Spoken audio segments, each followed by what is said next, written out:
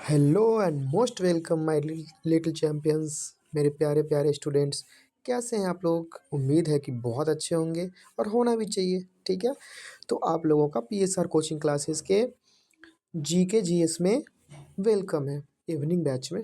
ठीक है, तो पिछले दिन हम लोगों ने प्राचीन भारत की कुछ महत्वपूर्ण युद्ध के बारे में देखा था।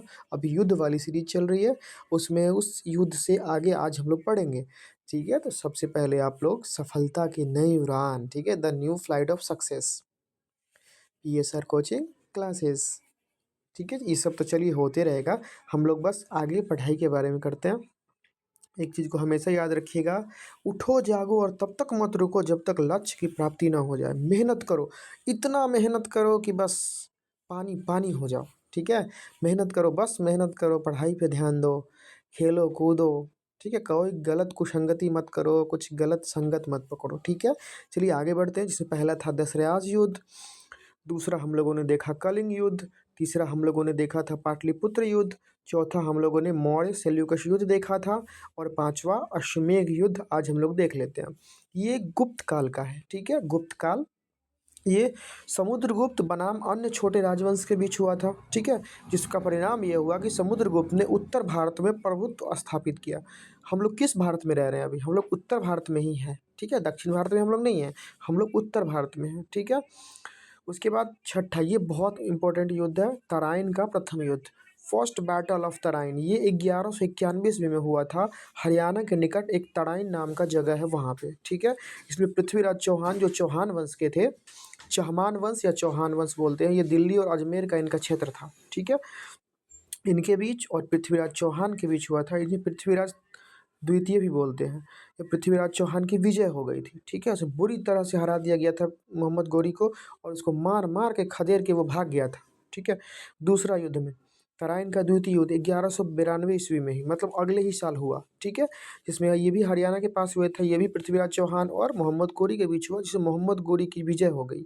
ठीक है, ये भी उसने कूटनीतिज्ञ किया, उसने मतलब छल कपट किया, जैसे कि इनकी सेना कहीं से गुजर रही थी। ठीक है, पृथ्वीराज चौहान की, इनको लगा कि वहाँ पे नहीं है, वो आगे जा चुका है वो लोग का सेना, बट पीछे से वो लोग घात लगाए हुए था। जैसे ही हम लोग आगे बढ़े, मतलब पृथ्वीराज चौहान जैसे ही आगे बढ़े, पीछे से उन पे हमला कर दिया गया। और इनके, ये राजपूत वंश के थे, तो राजपूत मतलब उस समय एकता नहीं थी। ठीक है, एक इन्होंने बहुत सारे राजपूत राजवंशों से वहाँ पे मदद मांगी, बट उन लोगों ने मदद नहीं किया। ठीक है, तो इस प्रकार से ये बहुत लड़े, अकेले बहुत लड़े, बट इनकी हार हो गई और इनको बहुत बुरी तरीके से मारा मोहम्मद गौरी। आप, रूह कांप जाता है जब वो चीज़ हम पढ़ते हैं, हम वो देखते हैं, क्या ही बोले, इतना जुल्म हुआ है। इसी से दिल्ली पर मुस्लिम शासन की शुरुआत हुई। ठीक है, यहाँ से इन्होंने अपना, ये जो मोहम्मद गोरी था भारत का शासक, इन्होंने कुतुबुद्दीन ऐबक को बनाया, और ऐबक ने क्या किया, यहाँ पे दिल्ली सल्तनत की स्थापना की। ठीक है, इसके बाद खानवा का युद्ध, ये भी बहुत इंपॉर्टेंट युद्ध है। खानवा का युद्ध 1527 ईस्वी में हुआ था। ये खानवा राजस्थान के समीप है, राजस्थान में होगा।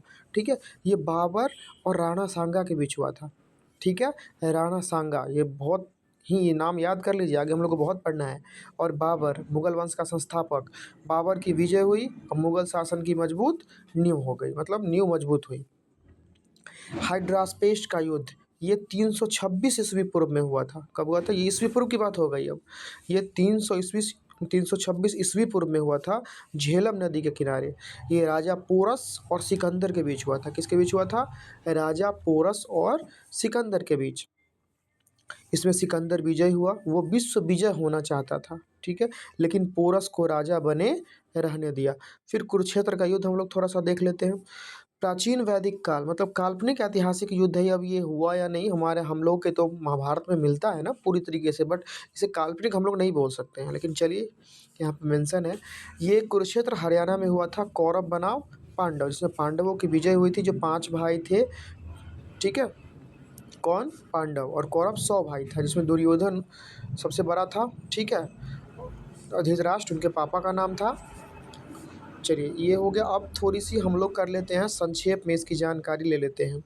दशराज युद्ध, ये वैदिक काल में हुआ था, भरत जनजाति के बीच हुआ था। ठीक है, हाइड्रास्पेस युद्ध हुआ, जो सिकंदर में, मतलब सिकंदर लड़ा था 326 ईस्वी पूर्व, मतलब जीत की बात कर रहा है, कौन विजेता हुआ। ठीक है, पाटलिपुत्र युद्ध, चंद्रगुप्त मौर्य जीते 321 ईस्वी में।